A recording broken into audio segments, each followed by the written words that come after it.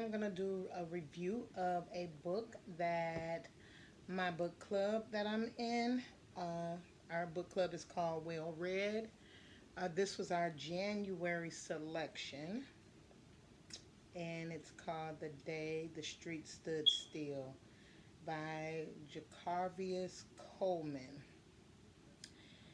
And I didn't know how to kind of do this little uh, book reading, book club, or book review. So, what I was going to do is just kind of hit some of the points that, most people, the questions that are asked in most book clubs, or when we usually get together, we all kind of give our opinion. So I got a few questions that I want to answer, and I think by the time I'm finished, you'll know the. Well, maybe I should do the questions first. Um, Explaining the title, what's the category or genre of the book, the questions that I want to answer. Um, what did I think of the author and the purpose of the book? Um, Something you liked about it, something you disliked about it. Describe the setting, which character you like most, which character you liked least. Um, what changes does the main character go through? What are some of describe the main character? How did reading it change your views? Summarize or write a summary of the book, explaining, the book somewhat. What feedback would you give the author? Um, what do you think should have been the ending? What happens or should happen, you know, at the end? That's a good question to ask, especially with this particular book. What would make what would want you to basically read a prequel or a sequel? Um, what more do you want out of the book? And would you actually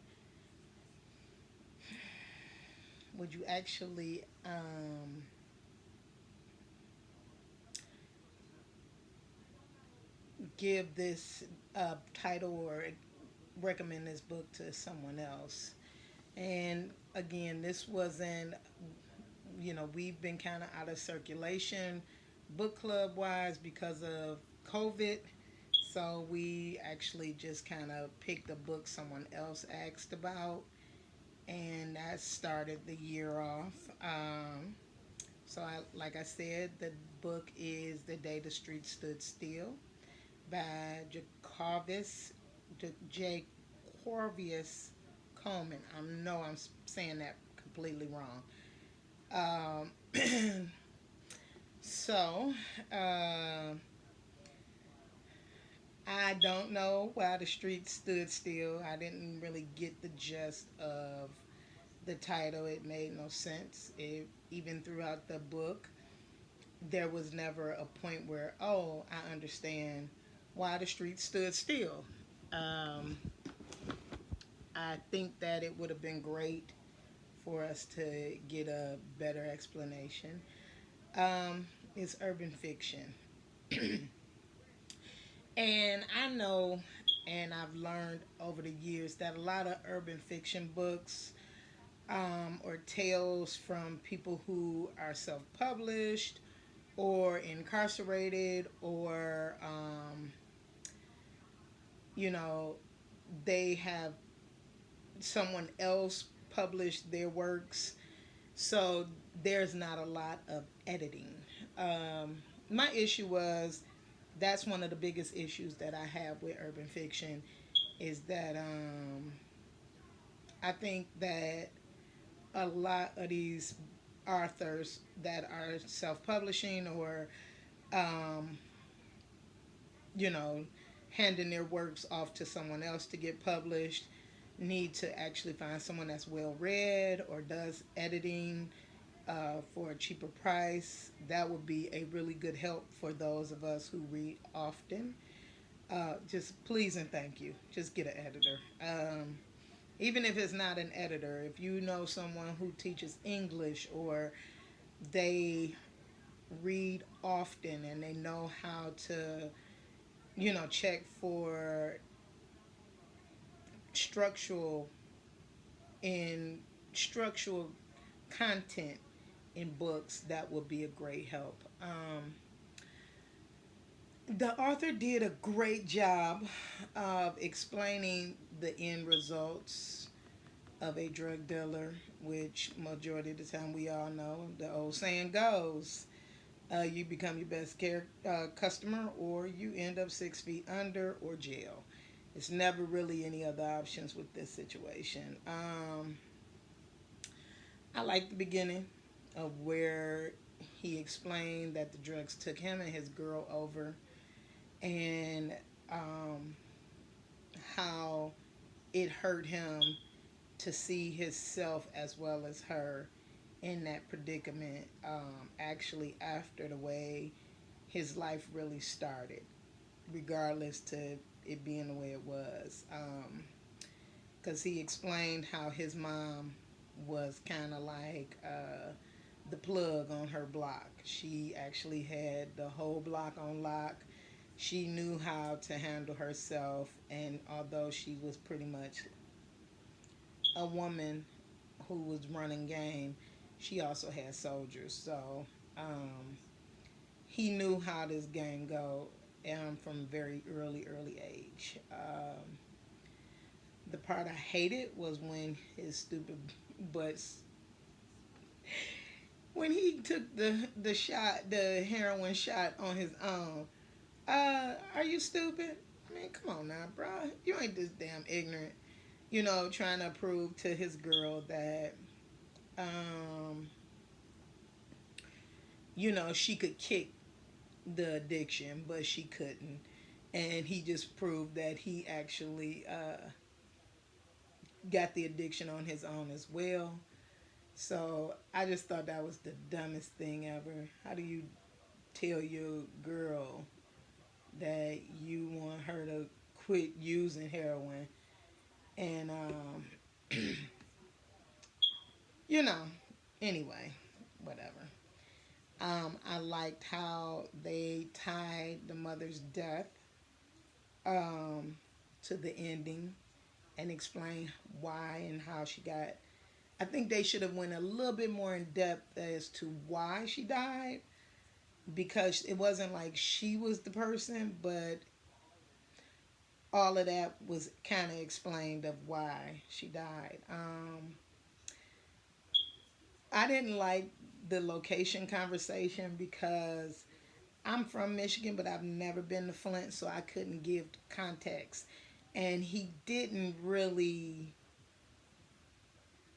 paint a really great picture. Um, the way I'm saying it is this: I'm reading Barack Obama's book as right now, A Promised Land, and he paints a very good picture with his words. And I felt like, okay, you should have given me a little bit more setting, explained how Flint life is. I mean, ask any Detroiter and they can give you a full breakdown of how the city moves and who's in charge, and who are the street players and all of that. He didn't do a good picture of that. That was kind of sad, because, like I said, I've never been to Flint, although I'm from Michigan. It didn't give me a actual thing to like about it. The character I loved the most was BG. She actually, how tough and how strong and how business minded she was. she reminded me of his mother. And I thought that was like, oh, you boss bitch out here for real. You hitting these streets and making sure ain't nobody running nothing. She ended up becoming um, King Sean's business partner, which he's the main character. Although I wasn't really keen on him, BG was the one that I loved the most. The person I hated the most, or not so much hated, I disliked her mindset, was Sunny. And that was kind of King Sean's love of his life. Um, I didn't like it because she actually she had a rough childhood, and some sexual abuse that happened to her early on. Her living situation was horrible with her mom, who she had verbal and physical abuse done to her. So I didn't like her because she fell into a trap with someone who was just as abusive, just more manipulative and mentally abusive as the place she was running from. And the age old saying, when someone shows you who they are, believe they ass. And he had shown her who he was, and she still held out and end up. He was the one who got her hooked. I felt sorry for her at one point though. I was like, you should have just went on and humbled yourself and went home. I wouldn't have let, or I would have called my best friend and told him, hey, this fool out here is tripping. Come get me. So I didn't like that. I didn't like her letting the new boyfriend, who was barely around, disrespect her friend. This is the person who saved me on countless nights when I was being harmed, and you disrespected me. The main character in this book was Sean. His street name was King Sean. He grew up in a life. Well, not grew up, grew up. He was about 9 when he was removed from the life. But his mom got killed, and the guy he thought was his father, although it really wasn't, uh, moved him over to his grandmother's house. And he started trying his best to clinging onto cling on to the surrogate father he had, and he just kind of still kind of got things from him, and he gave him things, and then in the end, the surrogate father gave him the money that pretty much was the mom's money from her, selling over the years as a gift for him to get his own car at 18. And, and he ended up taking over his spot. Like, basically, he was like, I'm stepping down. It's up to you. Do you want to live this life, or do you want, you can always take the money your mom had, do what you got to do what you have to do, say what you have to say. And he ended up basically walking right into the footsteps of the ghosts of the past. And he became what they would call the streets kingpin. I don't want to give too much of the book away because I would like, if you are into urban fiction, it was a good read just if you're a person who likes the street life kind of conversations and books. But the guy who was the surrogate father ended up basically taking care of him. He got killed, but his first plug was the one that King Sean hooked up with. Um, King Sean was so stupid in that situation, though. He became partners with BG, and BG pushed him to let go of his plug, and that was kind of a no-no. He kind of knew, but instead of him being a grown man and going to talk to the plug and saying, "Listen, I can get a better product for a better price," he just actually kind of pushed him off. Like, I don't give a fuck. No. Um, with Sean, I thought it was dumb because, like I said, he became his biggest client and he lost everything. He figured out who turned on him and who turned his girl out, and but I felt like he did that to himself because again, you can't trust a junkie. That's your own fault. And and yeah, you may love your best friend, but there are certain things that you just gonna have to be like, look, I'm sorry, but I enroll you in the best rehab centers, but your ass cannot stay with me. Um, that's how that ended. My viewpoint on this one was, like I said, I wasn't thrilled. I mean, I've read urban fiction before and I loved, but this was not one of the ones. It wasn't like, oh, great page turner. Um, and I've seen this lifestyle up close and personal beyond books. I got a huge family that live out loud and out loved and colorful. So the urban fiction, usually the read should be a little bit better. My book club members, only a few of them read bits and pieces of it. They didn't read the whole book. So I wouldn't try to persuade anybody to read it. I mean, it's a good book if you like books or during this pandemic again.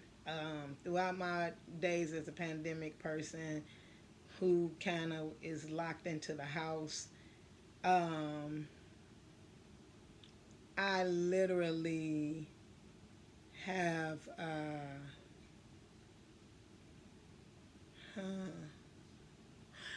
going to say this.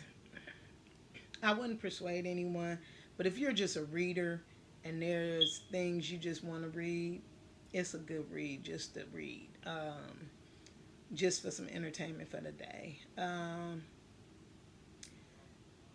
He did in the book, the author did give a all around view of the life of the main character from childhood to being an adult in this life, in the drug life.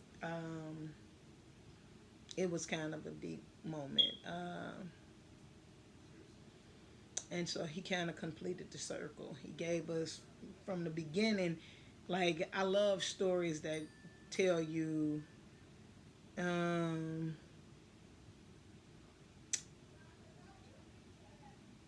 I love stories that uh, give you the end at the beginning so you can kind of, it's kind of like how why was one of the biggest reasons I used to love um, what is it, How to Get Away with Murder. That used to be one of my favorite shows because it would give you the end of who getting killed, and you had to work from the beginning to understand how did they get there. So that was how this was started. So the author did a really good job with that part of it. Um, my only request again would be for any author to pay an editor. It was kind of very hard follow read. You had to kind of stop and okay, read that little line again and understand what it meant.